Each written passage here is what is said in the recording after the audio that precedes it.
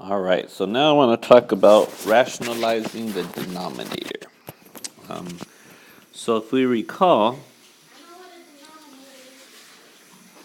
we have a square root in the denominator, and we don't like it. So our objective, right, our objective was to get rid of that radical in the denominator. So this process was called rationalizing the denominator.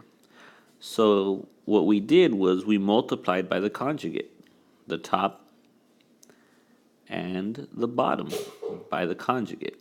So what we focused on was the sign of the denominator, that middle sign where we're adding or we're subtracting, and we went ahead and changed it. And that was how we went about rationalizing the denominator. So we multiplied by the conjugate. All right. Today, what we're going to have in front of us is we're going to have a denominator that has a radical. Because if you recall, let me write this down, I equals the square root of -1. So we could see that here we have a radical in the denominator. So the question is, well, how do we get rid of that radical? And we go back to our talk, all right, from before. So what we do is we take this denominator and we're going to multiply it times its conjugate.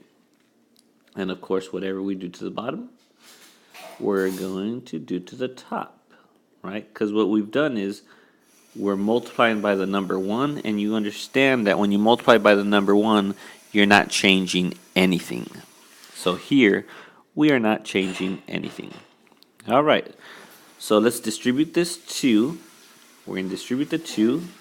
So upstairs, you're left with 6 minus 2i. And downstairs, we're going to go ahead and FOIL everything.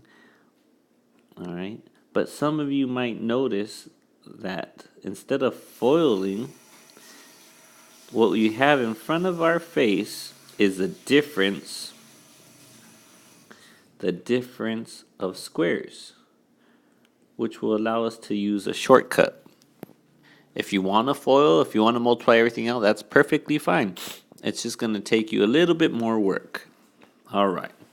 So I'm going to use my difference of squares formula, which says you take the first term, which is a 3, and you square it. Minus, you take your second term, which is the I, and you square it. All right, so let me go ahead and simplify this for the good folks of YouTube. So we have 6 minus 2i divided by 9 minus, well, we know I squared is -1. So we end up with 6 minus 2i and 9 plus 1, which gives us 10. All right, so let's see here. Let me go ahead and raise the roof a little bit so everybody could see this. All right, and the last question you ask yourself is, can I factor anything out from upstairs, from the numerator? Well, notice on top I have a 6 and a 2 as my coefficient, so I could go ahead and factor out a 2. And I'm left with 3 minus 1i. I don't need that 1, but just it helps some people. And 10, I'm going to rewrite it as 10 times 5, just so I could easily see these 2's are going to cancel. So my final answer is 3 minus 1i all over 5. And there you have it, folks. That is how we rationalize a denominator. All right, so let's look at one more example of rationalizing the denominator. So in this case, what we're going to do is let's go with 4 plus 5i all over the quantity 3 minus, let's go with 3 minus 7i. All right, So again, let me go ahead and copy this down again for the sake of our notes. Keep things organized. All right, so what I want to do is remember the focus is on the problem. The focus is down here. So I have my radical right there. All right, so what I'm going to do, just like we did before, I'm going to go ahead and multiply by the conjugate of the denominator, which is 3 plus 7i. Again, your focus is right there. So whatever I do to the bottom, I do to the top. All right. And now we see, oh, I'm going to have to FOIL everything that I see upstairs. So 4 times 3 gives me 12. 4 times the 7i will give me plus 28i. All right. Oops, I'm going the wrong direction here. All right, so we're back.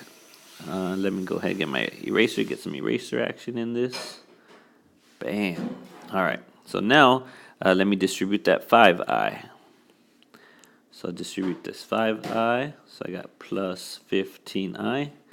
Thank you, Sebas, for washing those dishes.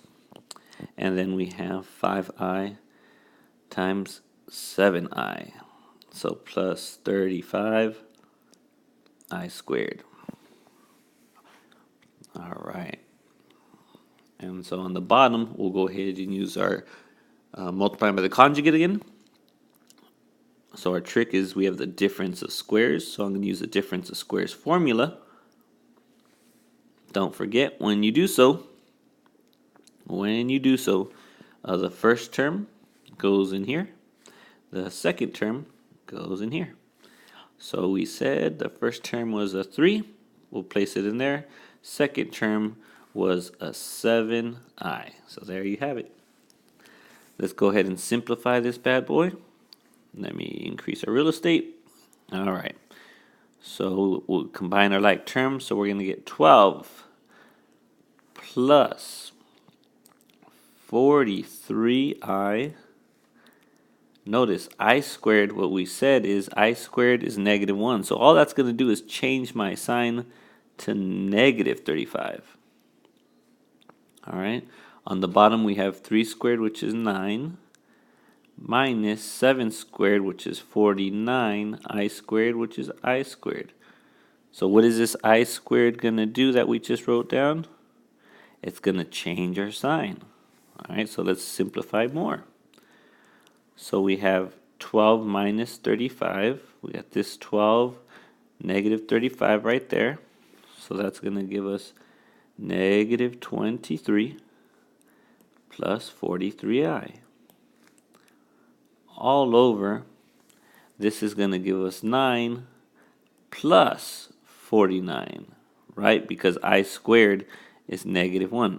All the I squared is doing is changing your sign. So this I squared is just changing our sign. So you end up with 9 plus 49. All right, so we have 58 here on the bottom. There you have it, folks. That is how you play this game.